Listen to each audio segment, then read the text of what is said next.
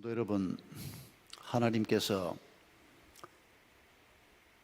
막 왕이 된 솔로몬에게 나타나신 것 기억하실 겁니다. 어린 솔로몬에게 내가 너에게 뭘 주면 네가 왕으로서 네 직분을 잘 감당할 수 있겠느냐, 그렇게 물으셨던 것 기억하실 겁니다. 여러분, 그 사건을 떠올리면서 제가 여러분에게 던지는 이 질문의 답을 한번 생각해 보십시오. 우리가 그리스도인으로서 남은 생을 살아야 합니다. 세상 풍조를 쫓고 세상 방식으로 살려고 하는 자들이 아니고 세상 속에 있지만은 세상과는 구별된 길을 걸어가는 그 길을 성경은 거룩한 길이라고 말합니다. 세상 속에 있지만은 세상과 동화되지 않고 세상과 같은 길을 걸어가지 않고 하나님이 주신 거룩한 길을 걸어가는 것이 우리 성도의 길입니다. 이 길이 가장 복된 길인 것을 믿기 때문에 우리가 오늘 밤에도 이렇게 함께 모였습니다. 질문입니다. 여러분, 하나님께서 당신에게 무엇 하나 주시면, 한 가지만 생각해 봅시다.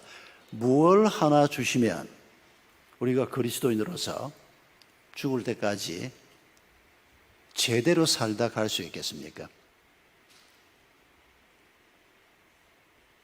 그런 거 생각하면 뭐하냐? 한번 해봅시다. 오늘 저녁에 그 생각이 의미가 있을 겁니다.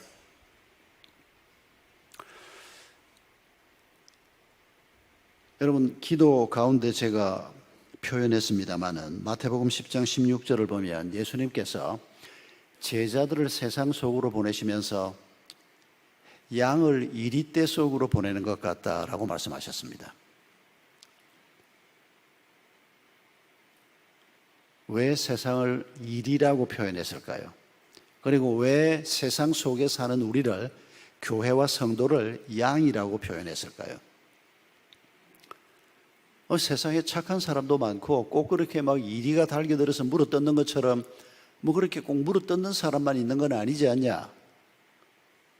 아닙니다, 여러분. 잘 생각해 보면 예수님이 이 세상에 오셨을 때 예수님이 세상에 대해서 뭘 잘못했습니까? 예수님이 왜 돌아가셨습니까? 예수님에게 사형 선고를 내릴 때 그 죄목이 뭐였습니까? 자기를 하나님의 아들이라고 주장한다는 겁니다. 아니, 하나님이 이 땅에 오셔서 인간의 몸을 입고 이 땅에 오셔서 자신이 하나님의 아들이다, 성령으로 잉태된 자다. 근데 사람들이 그 말을 받아들이지 못했지 않습니까? 그냥 받아들이지 못했을 뿐만 아니고 인간이 자신을 하나님의 아들이라고 주장한다고 해서 참남한 자라, 거기다가 질투가 보태지고 거기다가 예수님의 설교가 선포될 때 사람들이 반응하는 걸 보면서 예수님의 설교가 널리 퍼지면 퍼질수록 대제사장으로서 또 성전을 중심해서 이익을 얻는 사람들로서 예수님의 설교 때문에 자기들이 이익을 얻기가 어렵고 자기들의 사회적인 지위가 흔들릴 수 있다고 생각한 사람들이 결국 예수님을 죽입니다. 여러분, 우리가 그 시대에 살았어도 예수님을 하나님의 아들로 받아들이지 못했다면 어떻게 인간이 자기를 하나님이라고 말할 수 있다는 겁니까? 우리도 아마 예수님을 죽여야 할 자다라고 생각했을지도 모릅니다. 그분을 하나님의 아들로 받아들이지 못한다면.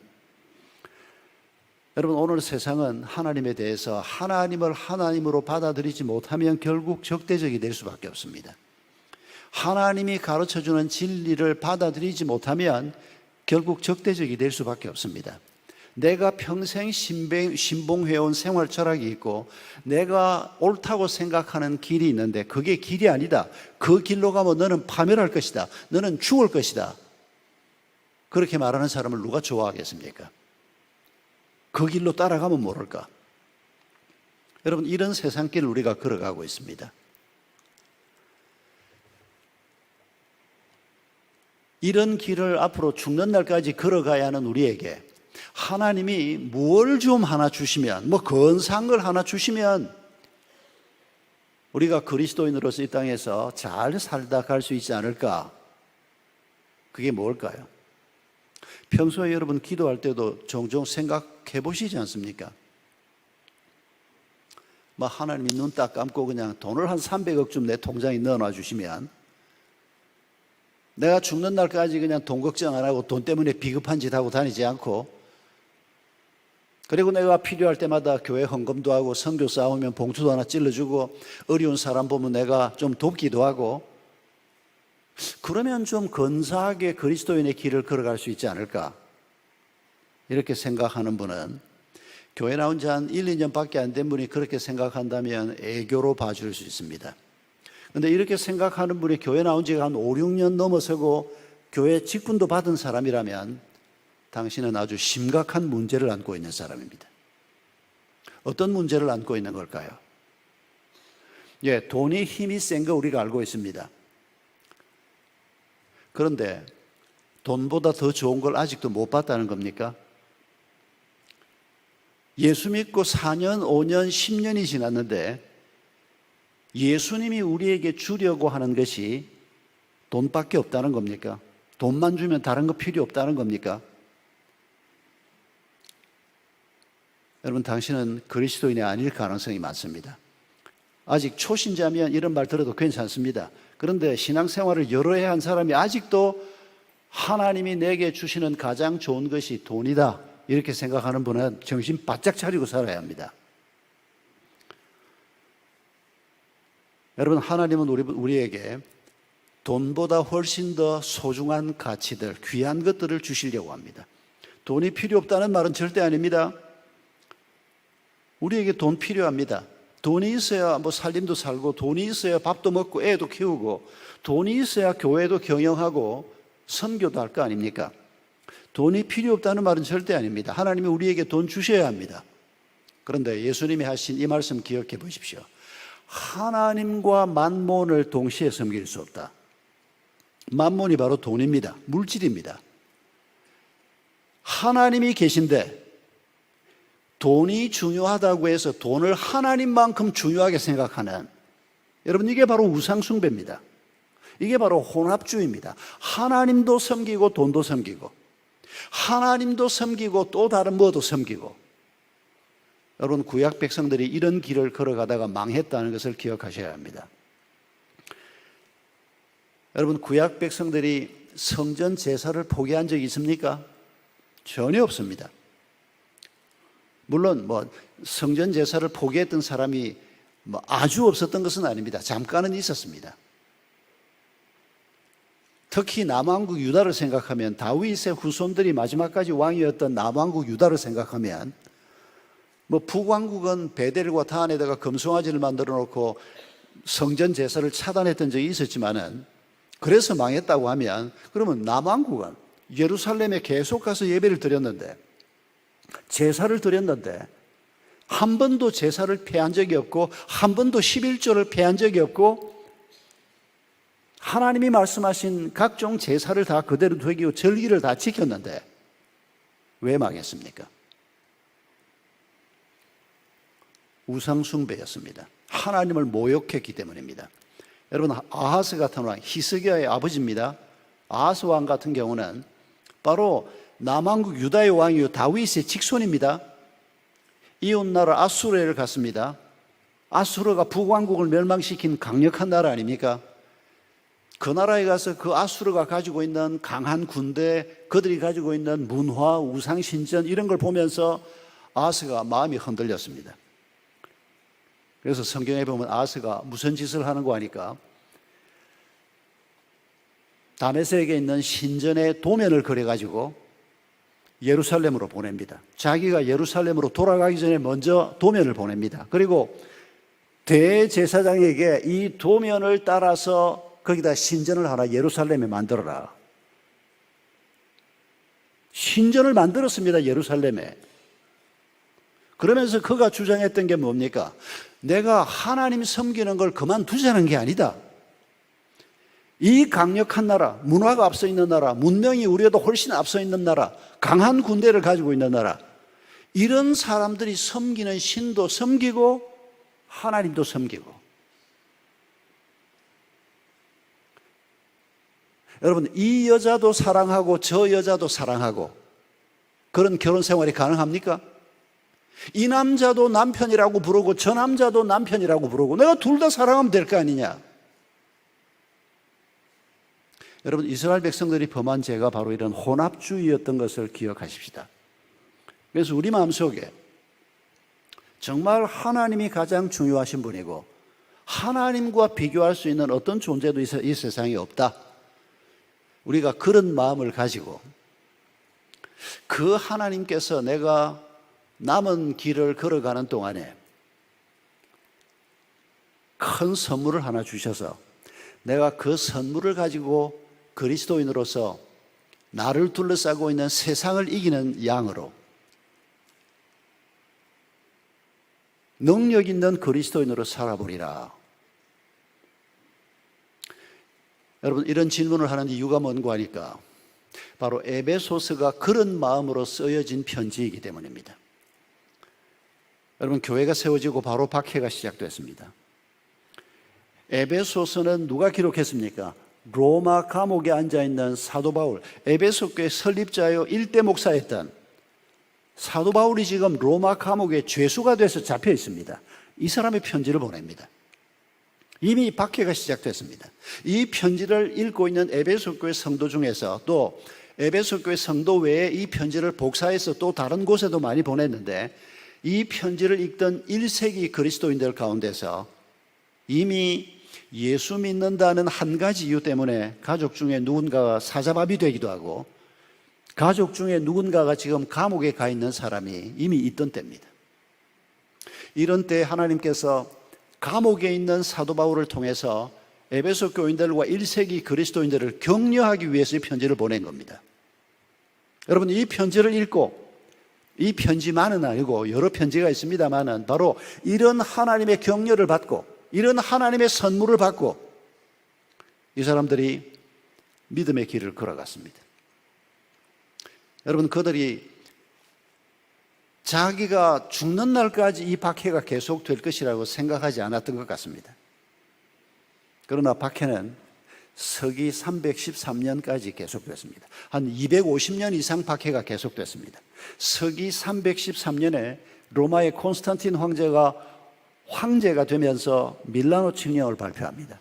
그리고 그 칙령에서 기독교를 공인하고 더 이상 박해하지 않는다는 문서가 발표가 됩니다. 그때까지 교회는 지하에 있었습니다. 여러분, 그때 이분들이 어떻게 살았을까? 그 흔적을 우리가 잘 알 수가 없습니다. 이분들이 뭐 글을 남기거나 그런 게 거의 없기 때문에.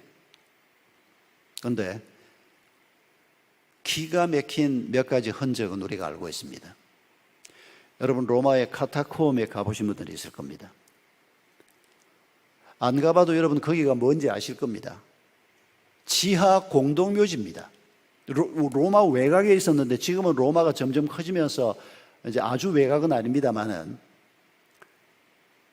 여러분, 로마에서 박해를 받던 그리스도인들이 도망을 치면서 공동묘지 속에 들어가 보니까 박해가 더 이상 없는 겁니다. 거기까지 잡으러 오지는 않는 겁니다. 그러니까 시체를 갖다 놓으면 거기에 옆에 굴을 좀 파고 자기 방을 만들고 부모님을 모시고 애를 키우면서 여기는 안전하다, 이런 소문이 그리스도인들 사이에 퍼지면서 여기에 그리스도인들이 하나씩 둘씩 늘어나기 시작했습니다. 현재 발견되어 있는 카타콤이 120개쯤 됩니다. 아주 복도가 좁습니다. 복도를 크게 팔 수가 없지 않습니까? 방도 아주 작습니다. 크게 파면 이게 무너질 수가 있으니까 지하 5층까지 파져 있습니다. 제일 큰 카타콤은. 여러분, 이 지하 카타콤의 총 길이가 몇 킬로인지 혹시 들어보셨습니까? 120개의 카타콤의 복도 길이가 900km입니다. 도대체 얼마나 많은 그리스도인들이 거기에 살았을지 상상이 되지 않는 어마어마한 규모입니다. 카타콤하고 아주 비슷한 지하 도시가 카타콤보다는 좀 늦게 발견이 됐습니다마는 특히 중남부의 갑바도기아라고 하는 지역에 외곽에 데린쿠유라고 하는 지역이 있습니다. 거기에 지하 10층 도시가 발견이 됐습니다. 지하 10층 도시를 구경을 하러 들어가는데 안내자가 이렇게 설명을 했습니다. 이 도시에 사람이 꽉 차서 살았다면 몇 명쯤 살았을 규모냐? 2만 명 규모라는 겁니다. 그 지하 도시 하나에. 그런데 이런 지하 도시가 여러 개 파져 있습니다. 여러분, 거기에서 우리 신앙의 선배들이 살았던 겁니다. 평생을 살았습니다. 정상적인 사회생활이 불가능한데 도대체 이분들이 어떤 믿음을 가지고 하나님이 공급하시는 어떤 힘을 가지고 살았을까요?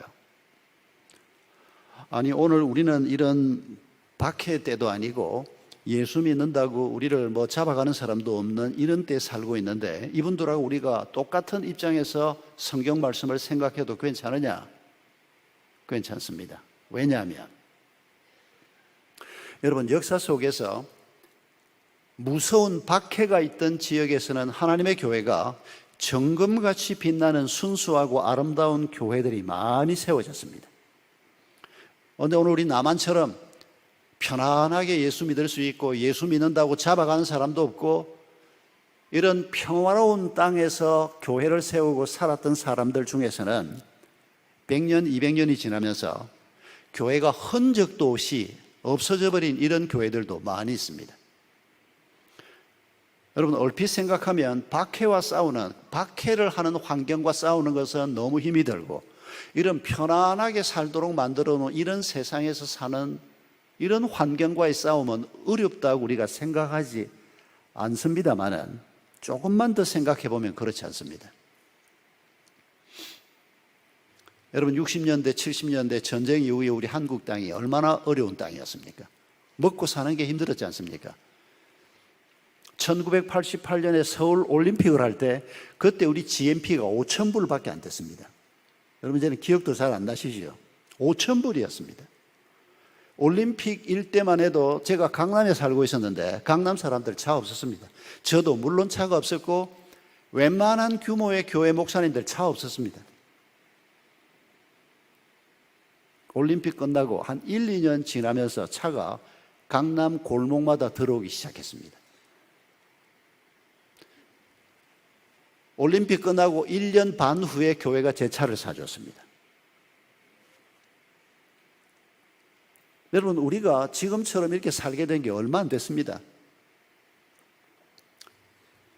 여러분, 60년대, 70년대 그 힘든 시기에 여러분이 예배당 건축하고 여러분도 역사가 벌써 그 이상의 역사를 가지고 있는데 여러분, 먹고 살기가 참 어려웠고 온 나라가 가난에 찌들어 있던 그런 때지만은 그때 교회는 힘이 있었습니다. 가난 때문에 교회가 찌그러들고 그러지 않았습니다.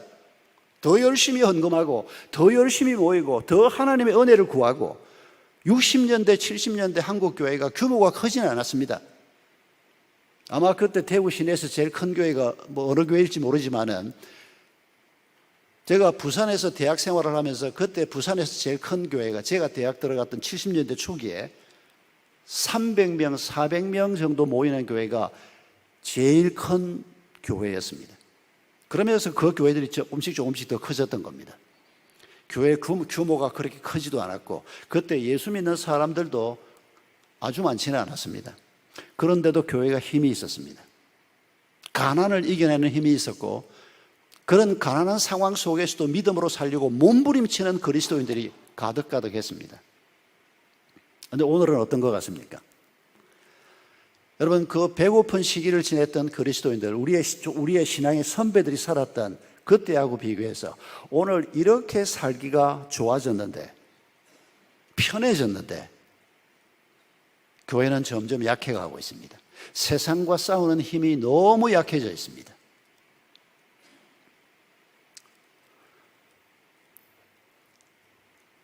애들 숫자가 줄어서 주일학교가 준다고요?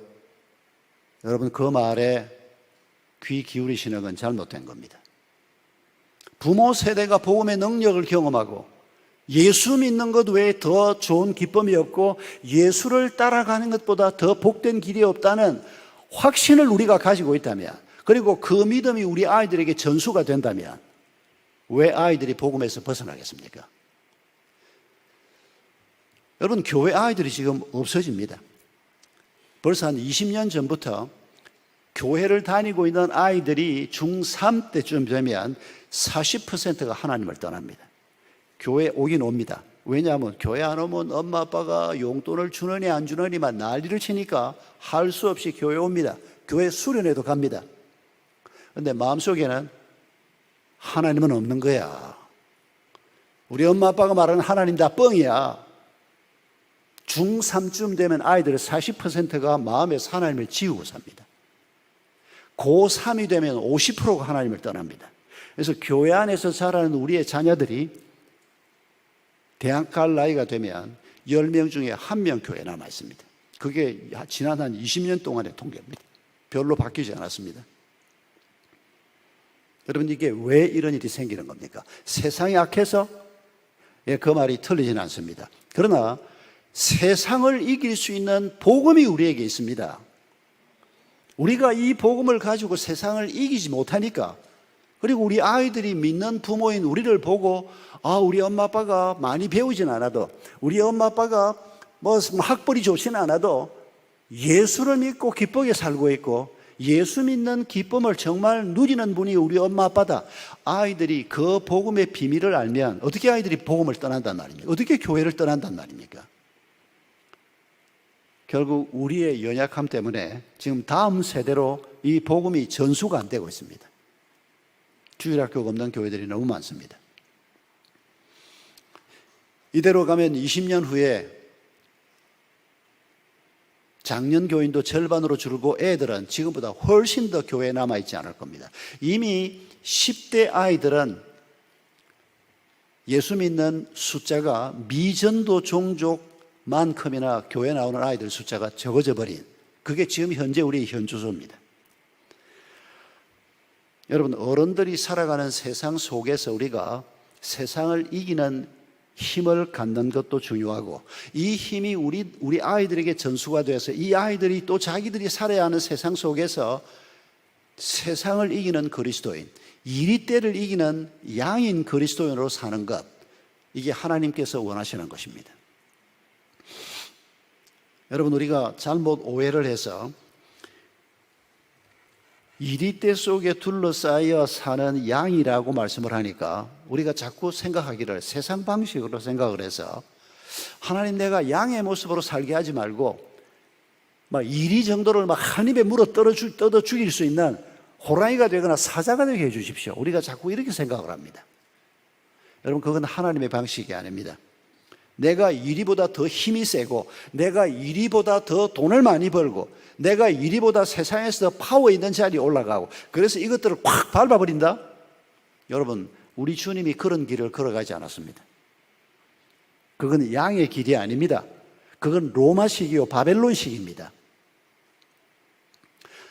여러분, 양이 이리를 이기는 길, 에베소 교회가 그 극악한 어려움 속에서 하나님의 교회로서 거룩함을 유지하면서 세상을 이기는 길을 에베소서가 우리에게 말씀하고 있습니다. 그래서 에베소 편지 안에는 하나님께서 자기 백성들에게 어떤 선물을 주시는가에 관한 말씀이 가득합니다.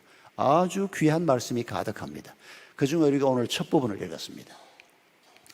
여러분, 방금 우리가 읽은 에베소 맨 이 첫머리에서 하나님께서 자기 백성들에게 주려고 하는 선물이 무엇인지, 그것도 제일 먼저 언급하고 있는 선물이 뭔지 발견하셨습니까? 돈이 아니고 교회를 핍박하는 로마 황제를 쳐서 죽여버리겠다, 그런 방법도 아닙니다. 여러분, 오늘 이 맨 첫머리에서 우리 하나님께서 자기 백성에게 말씀하는 것은 하나님과 하나님의 백성, 교회 관계에 관한 말씀을 하고 있습니다. 너희가 내게 누구냐? 그리고 내가 너희에게 어떤 존재냐? 이런 관계에 관한 말씀을 합니다. 여러분 오늘 본문에서 3절에서 이렇게 시작하죠. 모든 신령한 복을 우리에게 준다. 하나님의 백성들에게 준다. 이 신령한 복, 이 영적인 복이라고 하는 말은 이 세상에서 우리가 보았던 그런 복과는 비교가 되지 않는, 이 세상에서는 상상도 할 수 없었던 새로운 복이라는 것입니다. 그래서 우리가 영적이란 단어를 육적이란 말과 대조되는 언어로만 생각하면 그건 성경을 반만 이해한 겁니다. 자주 육이란 말도 죄악된 육신이란 뜻으로 육이란 말을 쓸 때도 있습니다만 그냥 중립적인 우리의 육체, 우리의 생명을 표현하는 단어로도 자주 쓰입니다.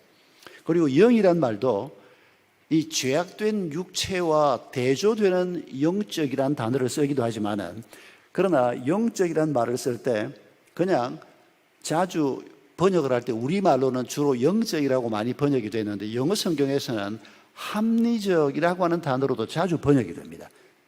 스피리추얼이라고 하는 단어로 번역하는 게 아니고 rational 이렇게 번역을 합니다. 합리적이란 말이 무슨 말인가 하니까 여러분 창세기 맨 첫머리에 하나님께서 천지를 지으신 모습이 나옵니다. 빛이 있으라 하니까 하나님이 말씀한 대로 빛이 존재하게 됐습니다.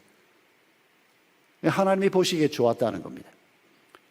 새는 하늘을 날고 물고기는 물속을 날고 하나님이 말씀한 대로 하나씩 둘씩 만들어지는 이 하나님의 말씀에 합한다는 겁니다. 그걸 보시고 하나님은 보시기에 좋았더라고 말씀하십니다. 여러분 그게 바로 rational이라고 하는 단어입니다. 영적이라는 단어하고 크게 다르지 않으면서 약간 의미가 좀 다른, 그래서 모든 신령한 복을 우리에게 주신다고 할 때 하나님이 보시기에 참 좋은, 그런데 이 세상은 지금 하나님 보시기에 좋은 세상이 아닙니다. 이미 인간이 욕망을 따라 살고 있고 하나님은 없다고 말하고 죽은 자로 살면서도 그 죽음의 의미가 뭔지도 모르고 있고 하나님이 보시기에 너무 안타까운 상황입니다. 그런데 지금 하나님께서 이 세상 속에 교회를 세워놓고 자기 백성들을 불러놓고 내가 너희에게 참 하나님 보시기에 좋은 이런 그림을 만들어내고 이런 선물을 내가 너희에게 주겠다. 그러시면서 제일 먼저 하신 말씀이 너희가 내게 어떤 존재냐? 뭐라고 설명합니까? 하나님이 우리를 하나님의 자녀라고 말합니다. 5절에서 아들이라고 표현했는데 여기 딸이란 말이 빠져있다고 따님들이 서운해하실 그 전혀 없습니다. 대표형 표현입니다. 아들, 딸이라고 써야 될 걸 그냥 아들이라고만 쓴 것뿐입니다. 가끔씩은 또 아들은 빼고 딸만 쓰는 거 성경에서 보신 기억납니까? 예루살렘의 딸들아 나를 위해서 울지 말고 너희 자녀를 위해서 울라. 예루살렘의 아들들, 신앙의 남편들이 말하기를 엄마들 보고 기도하라 그랬으니까 나는 잘난다. 그런 정신없는 소리 하면 안 된다는 겁니다. 부모들에게 주신 말씀입니다. 여러분 지금 하나님께서 엄청난 고난 속에 이미 들어가 있는 교회를 향해서 너희가 내 아들이다, 너희가 내 딸이다 이렇게 말씀하시는 하나님의 마음을 한번 느껴보십시오. 내가 너한테 집문서를 하나 주마, 내가 너한테 뭐를 하나 주마, 이것도 부모가 자녀에게 뭔가를 남겨주는 좋은 선물이 될 수 있겠지만은 너는 내 자식이야. 여러분 여기 아들이라고 하는 단어가 바로 상속자로 번역되는 단어입니다. 너는 내 자식이다. 그러면 하나님이 누가 됩니까? 오늘 본문에 아버지라고 하는 단어가 우리가 읽은 귀절에는 나오지 않지만 하나님이 다른 귀절에서 뭐라고 얘기합니까? 내가 아바 아버지다 이렇게 말합니다. 여러분 아바 아버지는 정확하게 우리말로 아빠입니다.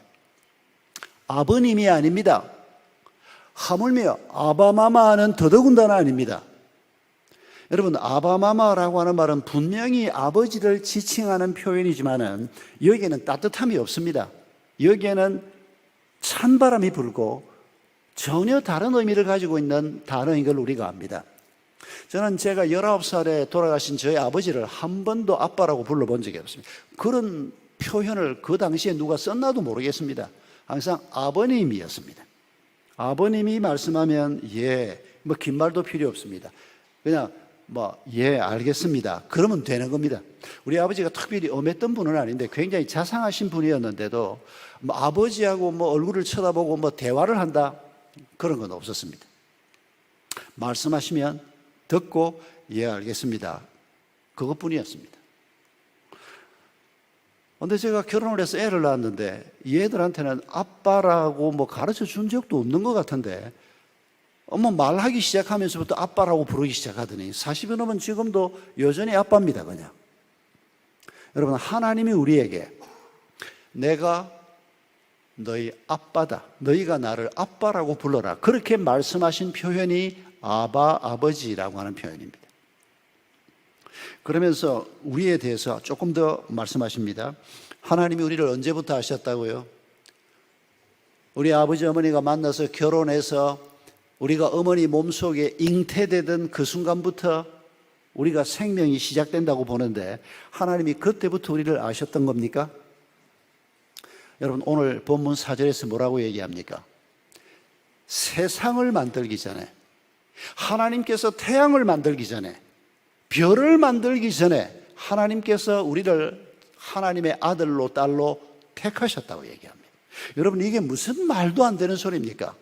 이 시원찮은 우리, 먼지만도 못한 우리를 천지를 지으신 하나님께서 세상을 만들기 전에 우리를 이때 이미 지으셨다는 말인지 아니면 하나님이 우리를 알고 계셨고 선택했다는 말인지 학자들이 조금 서로 다르게 주장하는 분들도 있습니다만 분명한 것은 여러분, 저 하늘에 있는 태양이 만들어지기 전에 하나님께서 2023년에 이 교회에 당신이 앉아 있을 것을 하나님이 아셨다는 겁니다.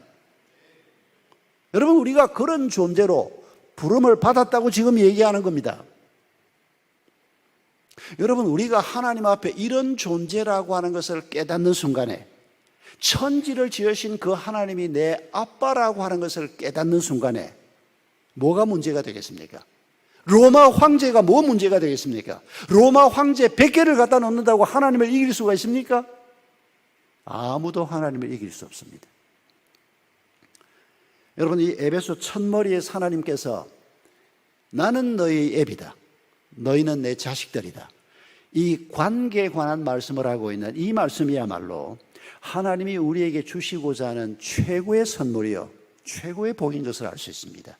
이 관계를 잘 만들어가면 이 관계 속에서 하나님이 우리에게 공급하려고 하는 모든 좋은 것들이 바로 이 관계 속에서 주어지는 것입니다.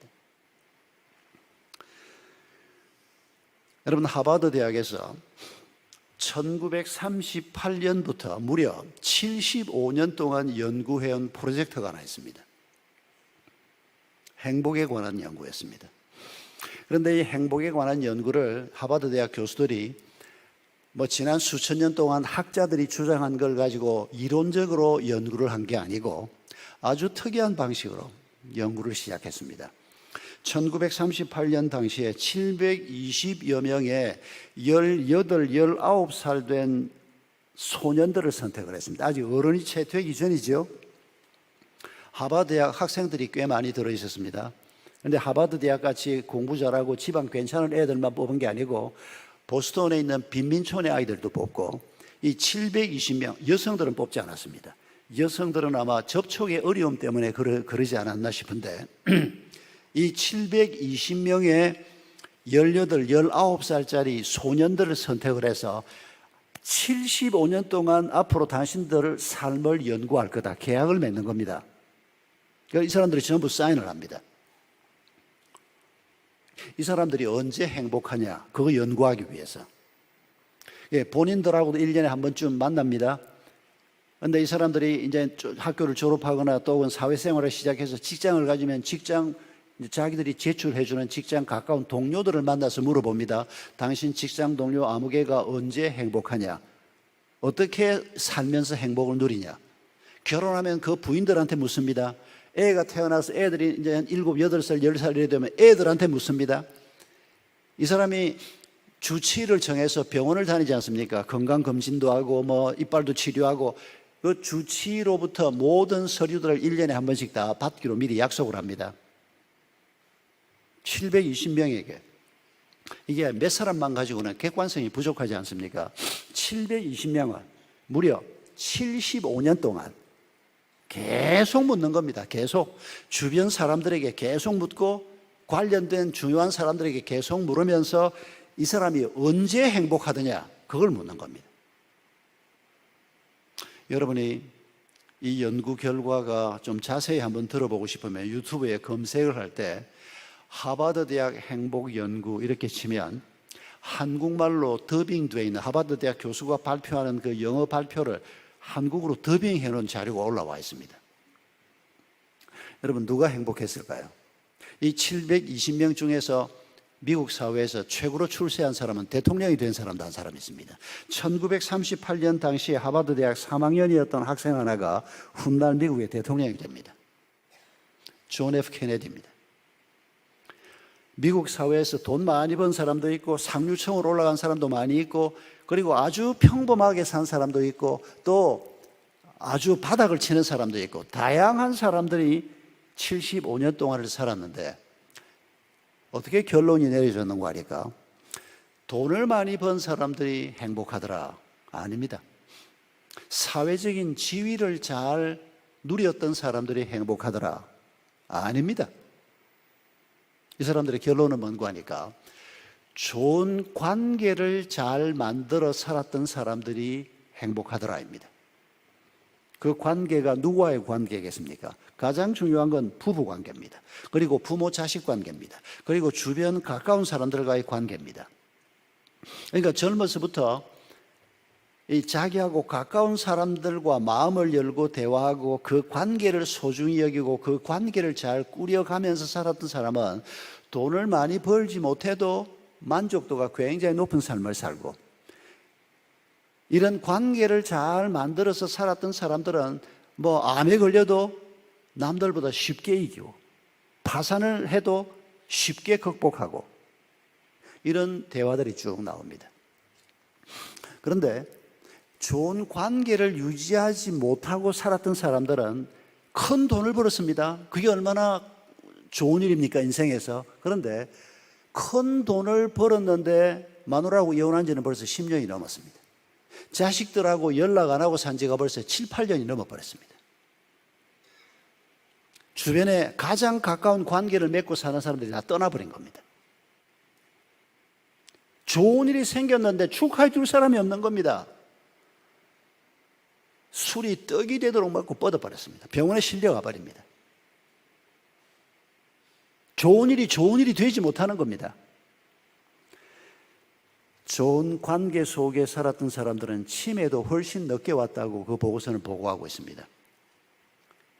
그런데 좋은 관계 속에 살지 못한 사람들은 기억 상실이 빨리 오고 정신적인 충격이 훨씬 더 크게 오고, 이분들은 신앙이 없는 사람들이지만은 어떤 가치보다 주변에 있는 가까운 사람들과의 좋은 관계가 인간의 행복을 결정하는 가장 중요한 열쇠다, 이런 연구 결과를 몇 년 전에 발표한 겁니다. 오늘이 그리스도인들은 압니다. 그것 가지고는 안 된다는 거 압니다. 여기에 가장 중요한 관계 하나가 빠져있기 때문입니다. 하나님과의 관계를 그분들은 모르니까 그냥 가까운 사람들과의 관계를 얘기하지만은, 여러분, 성경이 말씀하시는 이 하나님과의 관계 안에서 가까운 사람들과의 관계, 여러분, 이건 세상 사람들은 상상도 할 수 없는 얘기입니다. 여러분, 하나님이 우리를 새롭게 하시고, 하나님이 우리를 하나님의 몸으로 불러주시고, 하나님이 우리에게 하나님의 생명을 허락해 주시고, 그리고 하나님이 주시는 새로운 약속의 말씀을 우리가 받습니다. 우리 한 사람 한 사람이 왜 하나님의 자녀가 됐다고 말합니까? 오늘 4절에서 뭐라고 얘기합니까? 거룩하고 흠이 없게 하시려고 우리를 자녀 삼았다고 말합니다.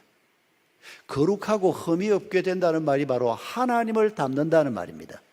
부자가 되기 위해서 아니고, 편하게 살기 위해서 아니고, 하나님의 형상으로 지음받은 우리가 하나님을 점점 닮아가는 사람이 되는 것, 그게 거룩하고 흠이 없게 된다는 말입니다. 그래서 하나님과의 관계 안에서 내가 그런 존재로 점점 변화돼 가고, 그런 내가 부부 사이에 하나님이 주신 삶의 목표를 같이 갖게 되고, 에베소 5장에서 바로 그 말씀이 나옵니다. 하나님과의 관계 안에 있는 부부 관계는 이 일반 사회가 말하는 그냥 두 사람이 오손도손 서로 의견 차이에서도 그 의견 차이를 잘 극복하고 이혼하지 않고 잘 살면서 서로 격려가 되고, 물론입니다. 그렇게라도 살면 참 감사한 거죠. 그런데 그리스도인에게 주신, 하나님 안에 있는 사람들에게 주신 부부 관계는 그런 관계하고는 비교가 되지 않는 관계입니다. 에베소 5장에서 뭐라고 얘기합니까? 두 사람이 가져야 할 목표가 뭐라고 얘기합니까? 에베소 5장 26절 27절에 결혼의 목표가 흠도 티도 없는 영광스러운 하나님의 교회로 세우려 하십니다. 1장 4절에서 말하는 목표하고 똑같습니다. 결혼해도 두 사람이 서로 도우면서 하나님을 닮아가는 것, 이게 이 세상에서 우리가 받은 최고의 야망이요, 최고의 목표라고 성경은 말씀하고 있습니다. 우리가 하나님을 닮아가면 이 세상에서 가장 아름다운 자가 되고, 가장 귀한 자가 되고, 가장 존귀한 자가 되고, 가장 소중한 자가 된다고 성경이 말씀하고 있는 겁니다. 여러분, 오늘 이 자리에 많은 분들이 와서 이렇게 앉아 계십니다만은, 여러분들 중에서 하나님의 아드님, 따님들 말고 혹시 하나님의 조카분들이 누가 오신 분들이 계십니까? 조카도 굉장히 가까운 사이입니다. 그런데 아들, 딸하고는 다릅니다. 여러분, 우리도 누군가에게는 조카고 우리 부모님에게는 우리가 친자식이고, 또 우리도 친자식이 있고 조카도 있지 않습니까? 저도 조카가 굉장히 많습니다. 저희 형제가 5인데 제가 셋째입니다. 우리 누님은 애가 4이고, 우리 처가가 5인데 제 아내가 첫째인데 우리 막내 처제는 애가 5입니다. 조카들이 저희 양쪽 집안 버글버글합니다. 여러분, 조카만 해도 굉장히 가까운 사이입니다. 저희 바로 이웃에 조카 둘이, 형님의 첫째 딸, 둘째 딸이 바로 제 이웃에 살고 있습니다. 대학생 때부터 지금 50이 넘은 지금 바로 저하고 같은 교회에서 같이 개척도 하고, 정말 제 딸처럼 생각하면서 아주 가까이, 지금도 제 바로 옆집에 살고 있습니다. 그런데 제 아들, 딸은 아닙니다. 제 막내 아우는 대학생 때부터 저하고 같이 살고, 제 아내가 다 공부시키고 학비 주고 결혼하고, 계속 교회 생활 같이 하고, 제가 개척한 교회 장로가 돼서 지금 가까이 살고 있습니다. 그 집에도 딸 둘이 있는데, 걔들도 내가 정말 예뻐하는 조카들입니다.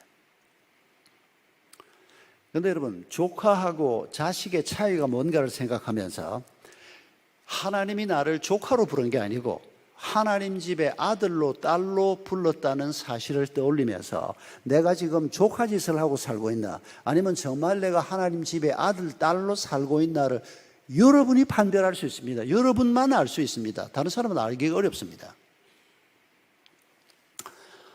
지금 이제 장가 가서 애 둘 아빠가 되어 있는 우리 집 셋째, 제가 딸, 아들 셋인데 셋째, 이름도 제가 잘 지어줬습니다. 제가 지은 게 아니고 제 친구가 짓긴 했습니다만, 큰대자 은혜 원자입니다. 그런데 얘가 어릴 때 우유를 굉장히 좋아했습니다. 지금은 나이 들고 나니까 우유를 먹으면 배탈이 자꾸 난다고 못 먹는데, 얘가 어릴 때는 집에 딱 들어오면 우유를 그렇게 벌컥벌컥 한 잔 마시고 지방으로 들어간다는 얘기를 늘 들었는데, 어느 날 제가 그 광경을 볼 수 있는 날이 있었습니다. 월요일 날 제가 집에 앉아 있었습니다. 근데 조금 더웠습니다. 여름 방학 직전인지 직후인지 하여튼 아주 더운 날이었는데, 얘가 아파트 문을 열고 들어왔습니다. 다녀왔습니다. 아빠가 집에 있네. 제가 소파에 앉아 있었거든요. 집사람은 안방에 있고 저는 이제 소파에 앉아 있는데, 얘가 딱 집에 들어왔는데 그때가 중1, 중2 때였습니다. 저보다 아직 키가 조금 작을 때, 중2 하반기 됐을 때 저하고 키가 같아졌는데, 초등학교 6학년 때 벌써 달리기는 저를 따라 먹었습니다. 얘가 키가 저보다 더 작은데도 얼마나 몸이 날랜지. 그런데 얘가 이제 마침내 집에 와서 이제 우유를 마시는 장면을 제가 보게 된 겁니다. 얘가 집에 오는 시간에 제가 집에 있어 본 적이 없었으니까, 얘가 냉장고 문을 여는데 냉장고 문을 여는 게 아니고 문짝을 잡아 뜯는 것처럼 그냥 그러는데, 근데 얘가 문을 딱 열었는데 우유가 없는 겁니다. 얘가, 저는 얘를 가만히 이제 쳐다보고 있는데 우유가 없다는 걸 알고 난 다음에 안방을 이렇게 향해서 얘가 고함을 지르는데, 엄마! 왜 우유가 없어요? 이보다 훨씬 더 큰 소리로 막 인상을 쓰면서. 아니, 지가 뭔데? 우유가 없으면 그냥 물 한 사발 마시고 지방으로 들어가면 되지. 어디다 대고 아빠도 앉아있는데 뭐 화가 나서 막 어쩔 줄 몰라하는, 지가 우유 좋아하는 거 뻔히 알면서 엄마가 우유를 떨어뜨렸다 이거죠. 안방에서 엄마라고 불리운 여성이 탁탁 쫓아나오더니, 아유, 미안하다, 엄마가 깜빡했다. 미안하긴 뭐가 미안해? 아니, 이 자식이 지가 뭐 전교 1등을 한번 해본 적이 있습니까? 지가 뭐 아르바이트해서 뭐 아빠 옷을 와이셔츠라도 하나 사주본 게 있습니까? 아무것도 한 게 없는 녀석이 어디다 대고 집에서 그냥 우유가 왜 없냐고 막 고함을 질러대는데 보기 나쁘지 않았습니다. 지금도 제게 그 장면이 제 머릿속에 추억의 한 사진 한 컷처럼 남아 있습니다. 지가 왜 그럽니까? 지가 뭘 했다고 그럽니까? 아무것도 한 거 없습니다. 지가 패만 끼치고 신세만 지고 있지. 딱 한 가지 이유밖에 없습니다. 우리 집 아들이거든요. 우리 딸들도 마찬가지입니다. 아들, 딸이라고 하는 이유 말고는 아무 이유가 없습니다. 이유 될 게 뭐가 있습니까, 지들이? 여러분, 그게 아들, 딸이 누리는 권리입니다. 우리가 부모님 집에서 바로 그런 권리를 누렸습니다. 우리 아이들이 부모 집에서 그런 걸 누리는 게 자식입니다. 그런데 지금 하나님께서 우리에게 네가 내 아들이다, 네가 내 딸이다 이렇게 말할 때 하나님이 뭘 생각하고 이 말을 하시는지를 생각해 보라는 겁니다. 나는 한 게 없어서 죽을 때까지도 당신이 별로 하는 거 없을 겁니다. 내가 하나님 이만큼 했으니까 그런 당당함을 가지고 하나님 앞에 자식 노릇 하겠다고? 어린 반푼씨도 없는 소리입니다. 꿈 깨십시오. 저도 30살에 학교 졸업하고 서울 올라가서 그 서울 아주 참 고약한 건 아니고 그 서울 사람들 이 경상도에서 살다가 서울 강남 한복판에 가서 서울 사람들하고 살아보니까 처음에는 이 사람들 말을 못 알아듣겠어요. 이 의미를 모르겠다는 게 아니고 문화가 너무 다르더라고요. 그러니까 교양 있고 좀 산다는 사람들이 모여들었는데 처음에는 참 다루기 어려웠습니다. 어떻게 대해야 될지 모르겠는 겁니다. 여러분 그런 말 알죠? 그 코미디언이 하는 소리를 제가 들었습니다만 여러분도 봤을 겁니다. 경상도 사람들은 낯을 빌리러 가면 친구 집에 가서 야, 낫 있냐? 낫 빌려줘. 이게 경상도 사람들이랍니다. 그런데 전라도 사람들은 가서 낫 빌려달라는 소리를 못 한답니다. 그러면 친구가 왜 왔어? 별거 아니고. 애는 잘 있냐? 낫 빌리러 와놓고 애 찾는 겁니다. 한참 말을 돌리다가 낫이 좀 필요한데 그게 전라도 사람이라는 겁니다. 충청도 사람들은 낫 빌리러 오면 끝까지 말을 못 한답니다. 그리고 그냥 간다는 겁니다. 뒷꼭대기에 대놓고 야, 뭐하러 왔어? 그러면 이제 그제서야 뒤돌아서서 내가 사실은 낫이 필요한데 이 집에 낫이 있기는 있나? 이런다는 겁니다. 이게 굉장한 문화 차이입니다. 이게 화딱지가 나는 겁니다. 어떤 때는 말을 솔직히 하면 되는데 마음에 안 드는 게 있으면 마주 앉아서 얘기를 하면 되는데 이런 문화 만들기가 쉽지가 않더라고요. 어린 목사, 33살에 제가 그 교회 담임 목사가 됐는데 어린 목사였지만은 아버지만큼 나이가 되는 분이었지만은 제가 제 방법대로 했습니다.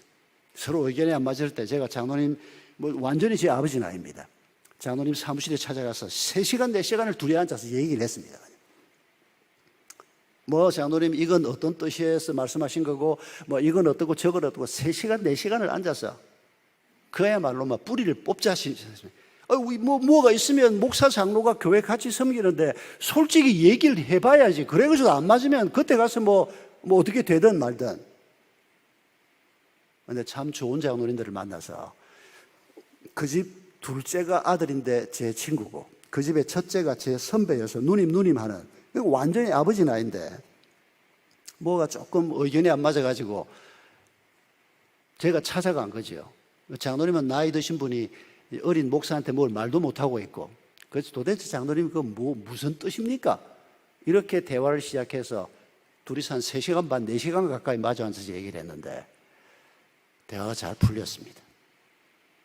그 이후부터 그 장로님하고는 막힌 거 없이 대화를 할 수 있는 이런 은혜를 하나님이 베풀어 주셨습니다. 여러분, 우리가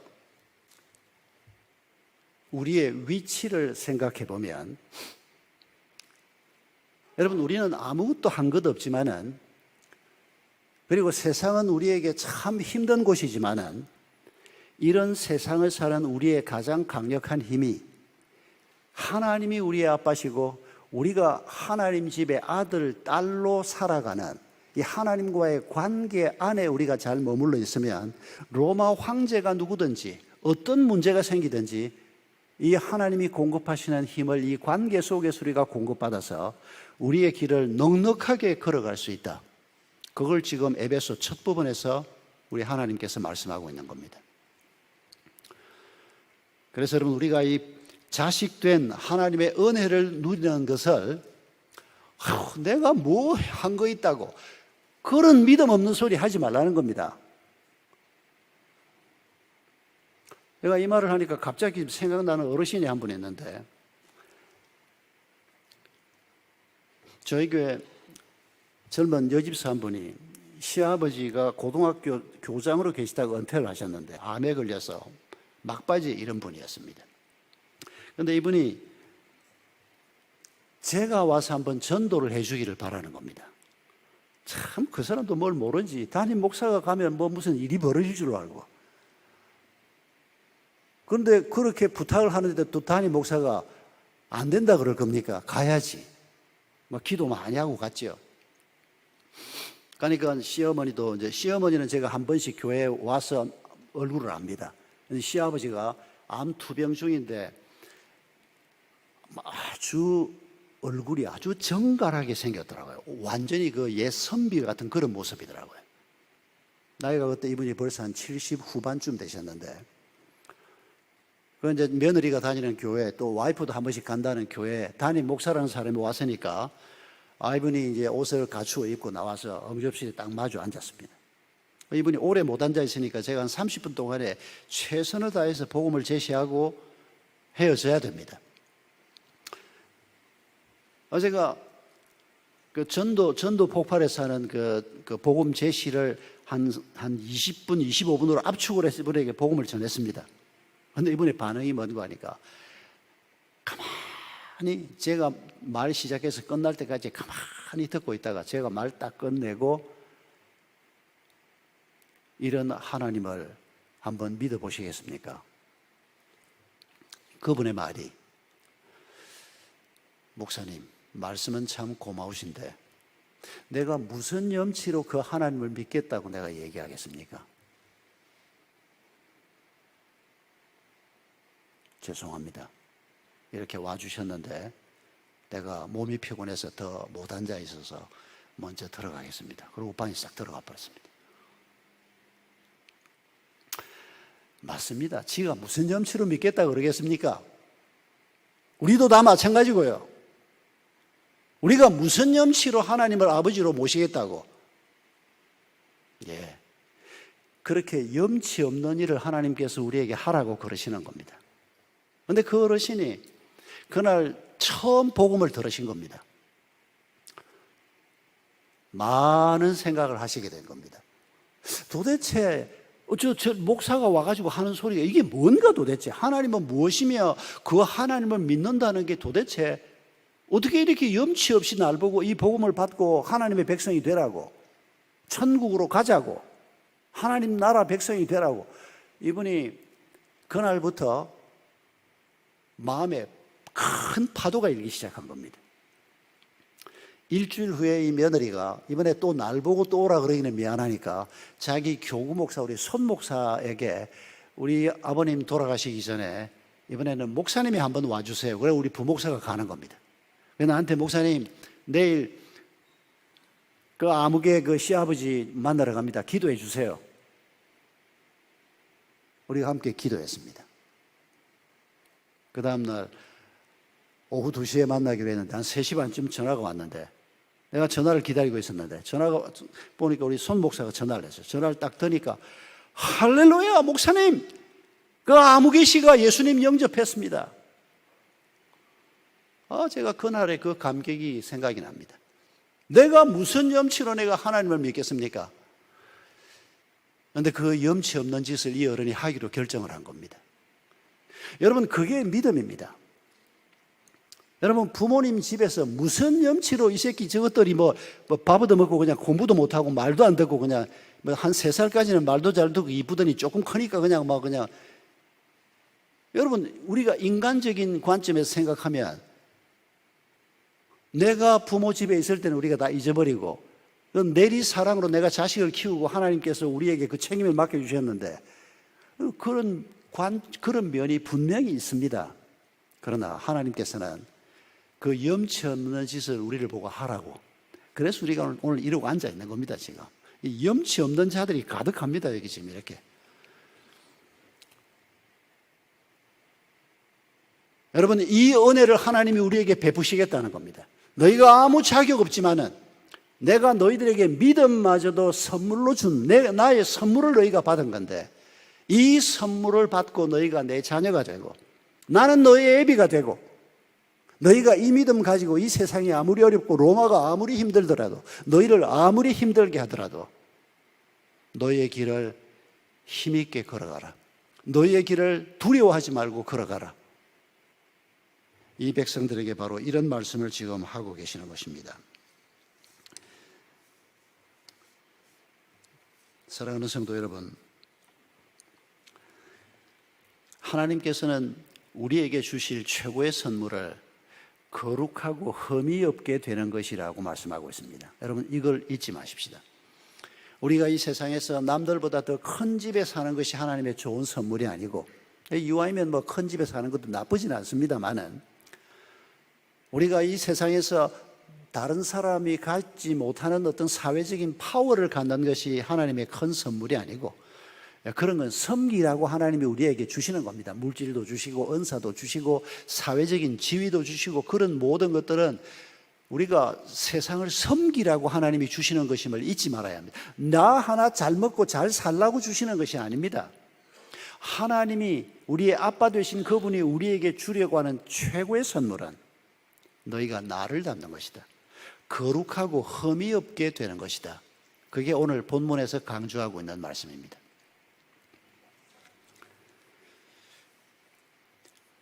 저희 큰아이가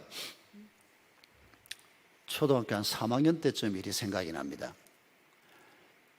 교회에서 금요 심야 기도를 이제 10시부터 한 12시까지 하고 개인 기도 좀 하고 한 12시 반쯤 집으로 돌아가는 이제 그런 일정으로 그때는 우리가 심야 기도회를 할 때인데 저희 집이 교회 바로 앞에 있었습니다. 집에 이제 아내하고 같이 이제 마지막 이제 기도 한 12시 반쯤 끝내고 집에 갔는데 그 시간이면 애들이 다 자고 있지 않습니까? 애 셋이. 근데 아파트 문을 열고 들어가면 왼쪽 첫 번째 방이 큰아이 방이었는데 불이 켜져 있는 겁니다. 그래서 얘가 불을 안 끄고 자나 싶어서 살짝 이렇게 문을 열고 보니까 애가 책상에 앉아서 공부를 하고 있는 겁니다. 그래서 왜 지금까지 왜 이러고 있냐 그러니까 내일까지 시험이라는 겁니다. 엄마는 알고 있었는데 저는 몰랐습니다. 그때 걔가 초등학교 2학년인가 3학년인가 그랬습니다. 아니 초등학교 저학년 아이가 뭐 시험 보면 그게 무슨 대단한 시험이라고. 그런데 얘가 뭐 공부하라고 그러지도 않았는데 혼자 앉아서 그 새벽 1시가 다 가는데 공부하고 있는 모습이 보기가 좋더라고요. 우리 큰애는 좀 그런 스타일이었습니다. 1등 못하면 막 집에 와서 울고 그냥. 근데 우리 둘째, 셋째는 또 전혀 다른 성격이었습니다. 내일 모레가 시험인데도 엄마하고 드라마 보고 앉아 있어서 내가 너 내일 시험이라며 제가 그러면 얘들이 뭐라고 농담을 하는 거 아니까 아니 아빠는 목사님이 돼가지고 내가 공부 열심히 해서 다른 애들 눈에서 눈물 내는 꼴 꼭 봐야 되겠냐고. 어쩌면 그렇게 애들 성격이 다른지 악착하던 데도 없고 우리 큰애는 애가 악착같이 공부를 하고 독하게 공부를 하고 그러니까 공부도 굉장히 보통 잘한 게 아니고 아주 잘했습니다. 그게 이제 어릴 때 성품하고도 좀 관계가 있더라고요. 얘가 1시가 다 됐는데 이제 책상에 공부를 하고 있는 모습을 보면서 제가 보기가 괜찮더라고요. 그래서 제가 문득 이렇게 말을 했습니다. 너 내일 시험이면 시험 끝나고 뭐 하고 싶으냐? 아빠가 상을 미리 주고 싶은데 뭐 하고 싶으냐? 그러니까 얘가 뭐라고 말을 하는 거 아니까 아빠 나 돈을 한번 실컷 써보고 싶어요 이러는 겁니다. 깜짝 놀랐습니다. 조그마한 꼬마가 이게 돈독이 올랐나 세상에. 아빠가 시험 끝나고 상 주겠다고 하니까 돈을 내놓으라는 겁니다. 그럴 때 제 방식은 좋다 얼마면 되겠냐 이게 제 방식입니다. 뒤에서 아내가 저를 막 꼬집더라고요. 제 아내는 이 학교 선생 출신이고 좀 보수적인 사람이 돼서 그런 소리 하는 거 아니야 이런 식이 제 아내 방식인데 저는 좋다 얼마면 되겠냐 얘가 생각을 하더라고요. 저도 지금 지갑에 얼마나 들어있지? 그때 제 지갑에 한 20몇만 원이 들어있었습니다. 그래서 내가 생각하기를 요놈 자식이 한 20만 원까지 부르면 내가 막 2말 하라고 오늘 준다 그냥. 그런데 이거 20만 원을 지가 혼자 다 쓰기에는 좀 많은데 10만 원 저금하고 10만 원만 써라 그럴까? 15만 원 저금하고 5만 원만 써라 그럴까?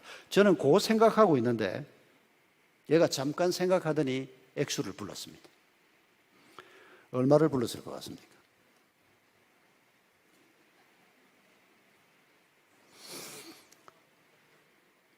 3,000원 그러더라고요. 내가 지금 20만 원 주려고 작정하고 있는데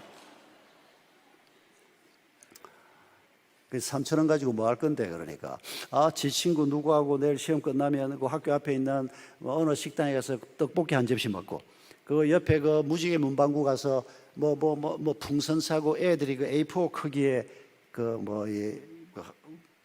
양장 한복 이런 거 이제 인형에 이렇게 갖다 붙이는 그런 놀이 할 때인데 그거 사고 뭐 사고 아이스크림 하나 3,000원 가지고도 잔돈이 남는 겁니다. 여러분은 얼마면 되겠습니까?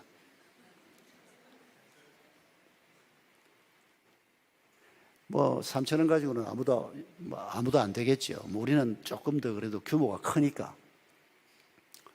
그러면 하나님이 한 300억쯤 여러분 그게 정말 우리를 행복하게 하고 정말 우리에게 필요한 것이라고 하면 하나님이 그걸 왜 안 주실까요? 하나님이 능력이 없어서 못 주십니까? 천만의 말씀입니다. 여러분 하나님은 예수 그분의 하나밖에 없는 아들의 생명까지도 우리를 위해서 주신 분입니다. 우리를 위해서 그분이 뭐를 아낀다? 하나님을 너무 모르는 말씀입니다.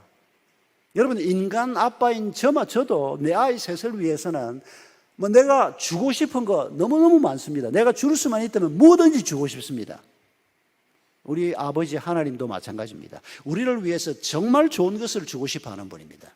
그런데 하나님이 우리에게 안 주신다면 안 갖는 게 더 좋기 때문입니다. 그게 믿음이라고 저는 생각합니다. 하나님이 내 말대로 하면 뭐든지 다 잘 될 건데 우리가 이런 건방진 생각을 많이 합니다. 하나님 우리 남편은 이렇게 해주시고 우리 아이들은 이렇게 해주시고 우리 교회는 이렇게 되고 내가 기도하는 대로만 하나님이 움직이면 모든 게 다 잘 될 거다. 뜻밖에도 우리가 이런 식의 생각을 가지고 기도할 때가 참 많습니다. 그런 생각 가지고 기도하는지 안 하는지를 어떻게 알 수 있나요? 기도한 다음에 보면 알 수 있습니다. 기도한 다음에 내가 기도한 대로 안 됐을 때 섭섭하면 바로 당신이 그 사람입니다. 섭섭하지 않으면 내가 지금 이런 게 필요하다고 생각해서 기도했지만은 그러나 하나님이 나보다 더 지혜로우시고, 하나님이 나보다 내 아들을 더 사랑하시고, 하나님이 교회를 위해서 가장 좋은 것을 주시는 분이신데, 내가 이렇게 기도했지만은 하나님은 내 기도보다 더 좋은 것을 주실 거야. 그러면 내 기도가 응답되지 않았다고 섭섭할 거 없지 않습니까? 그런데 우리가 섭섭해합니다. 여러분, 이거 우리가 넘어서지 않으면 안 됩니다. 이런 섭섭함을 가지고 있고 하나님에 대해서 우리가 전적인 의지하는 마음이 우리에게 없을 때 결국 우리가 족하짓을 하는 겁니다. 자식으로서 사는 게 아니고, 하나님하고의 관계가 멀어지는 건 아닌데, 아주 멀어지진 않는데, 그래서 교회를 떠나거나 믿음에서 떠나는 건 아닌데, 믿음 안에 남아 있으면서 아들, 딸로 살지 못하고 조카처럼 사는, 하나님을 아버지라고 부르는데 하나님이 아버지가 아니고 삼촌밖에 안 되는, 여러분, 이런 관계에서 벗어나는 것이 우리 신앙생활에서 가장 중요한 문제라고 주님이 말씀하고 있는 겁니다. 여러분, 에베소 2장 10절에서 하나님은 우리를 하나님의 작품이라고 말합니다. 많은 하나님의 작품들이 오늘 이 자리에 계십니다만 아직 완성품은 한 분도 없습니다. 아직 우리가 다 완성되지 못했습니다. 어디가 덜 만들어졌는지는 우리 자신을 좀 더 잘 통찰하는 분들은 아실 겁니다. 나는 아직도 이게 문제야, 이게. 그냥 성질나면 그냥 막 확 내질러 버려가지고, 애들도 그냥 상처를 받고, 내 주변 사람도 상처를 받고, 우리 많은 사람들에게 있는 문제입니다. 우리가 아직 이런저런 약점이 있습니다. 아직도 벗어나지 못하는 죄도 있습니다. 어떤 경우에는 죄인 줄도 모르고 범하는 죄도 있습니다. 그러나 하나님은 우리를 지금도 만들어가고 계십니다. 여러분, 조금 시원찮다고 해서 낙심하지 마십시다. 여러분, 길 가다가 공사 중 하고 써붙여놓은 데를 지나가면 막 먼지도 나고 좀 불편한 일이 있습니다. 여러분, 오늘 우리에게도 가슴팍에 공사 중이라고 써붙여놔야 될 존재가 바로 우리입니다. 하나님이 지금도 우리를 만들어가고 있고 공사 중입니다.